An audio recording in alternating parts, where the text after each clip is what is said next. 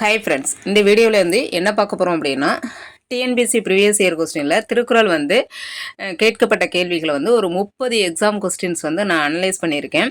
அது எந்தெந்த அதிகாரங்கள் ரிப்பீட்டடாக கேட்குறாங்க, எப்படியெல்லாம் நீங்கள் திருக்குறளை படிக்கணும் அப்படிங்கிறத நான் வீடியோவோட எண்டில் சொல்கிறேன். இப்போது ஃபஸ்ட்டு நம்ம குரூப் 2 2022 கேட்கப்பட்ட கேள்விகள் எங்கேருந்து கேட்டிருக்காங்க, எந்த அதிகாரத்துலேருந்து கேட்டிருக்காங்கங்கிறத பார்க்கலாம். ஃபஸ்ட்டு ஊழையும் உப்பக்கம் காண்பவர் யார்? ஆன்சர் விடாமுயற்சி உடையோர். இது எங்கேருந்து கேட்டிருக்காங்கன்னா, பொருட்பால் அரசியல் ஆள்வினை உடைமை அதிகாரத்திலேருந்து கேட்டிருக்காங்க. இது எங்கே இருக்குது அப்படின்னா 10th ஸ்டாண்டர்டில் இருக்குது. அடுத்து, ஒரு தூதுவனின் குணங்களாக திருவள்ளுவர் எவற்றை கூறுகின்றார்? ஆன்சர் என்ன கொடுத்துருக்காங்க? தூய்மை, துணைமை, துணிவுன்னு கொடுத்துருக்காங்க. இந்த ஆன்சர் கரெக்டாக என்னங்கிறத நீங்களே கமெண்ட் பண்ணுங்கள். இது எங்கேருந்து இடம்பெற்றிருக்கு அப்படின்னா பொருட்பால் அமைச்சியல் தூதுங்கிற அதிகாரத்துலேருந்து இருக்குது. இது எங்கே இருக்குது அப்படின்னா 12th ஸ்டாண்டர்டில் இது இருக்குது. அடுத்து, நெய்யால் எரி நுதுப்பேம் என்றற்றால் கௌவையால் காமம் நுதுப்பேம் எனல் என்னும் குறளில் நுதுப்பேம் என்பதன் பொருள் என்ன? ஆன்சர் அவித்தல்.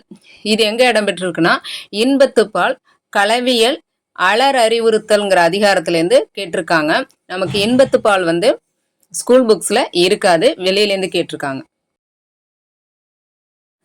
அடுத்து, ஞாலம் கருதினும் கைகூடும் மேற்கூறிய திருக்குறளின்படி ஒருவர் உலகம் முழுவதையும் கைப்பற்ற கருதினால் அவர் எந்த இரண்டை அறிந்து செயல்பட வேண்டும்?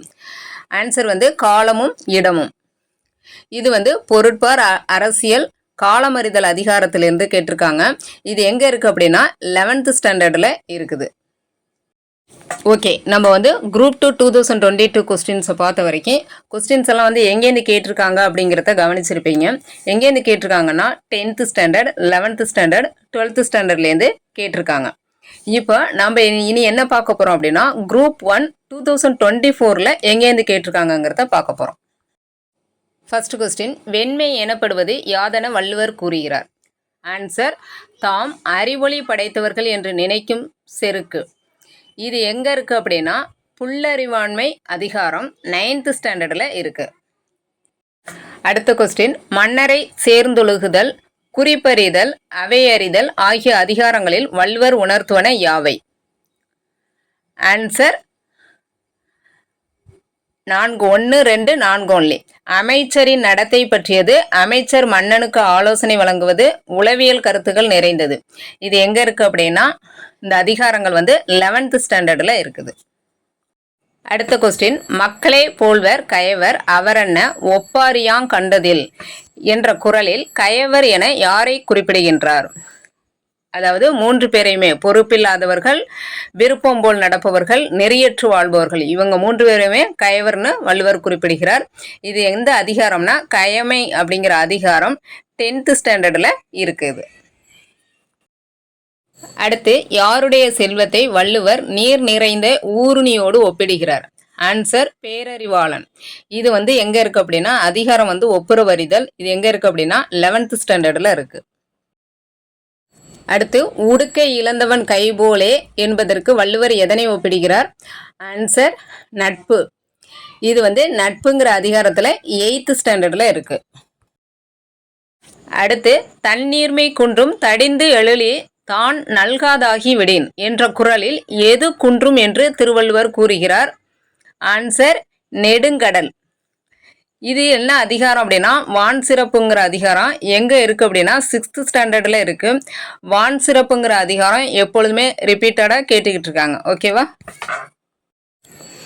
அடுத்து, இவ்விரண்டும் கண்ணென்ப வாழும் உயிருக்கு மேற்காணும் திருக்குறளில் எவை இரண்டை திருவள்ளுவர் கண்களுக்கு ஒப்பாக கூறுகிறார்? ஆன்சர், எண்ணும் எழுத்தும்.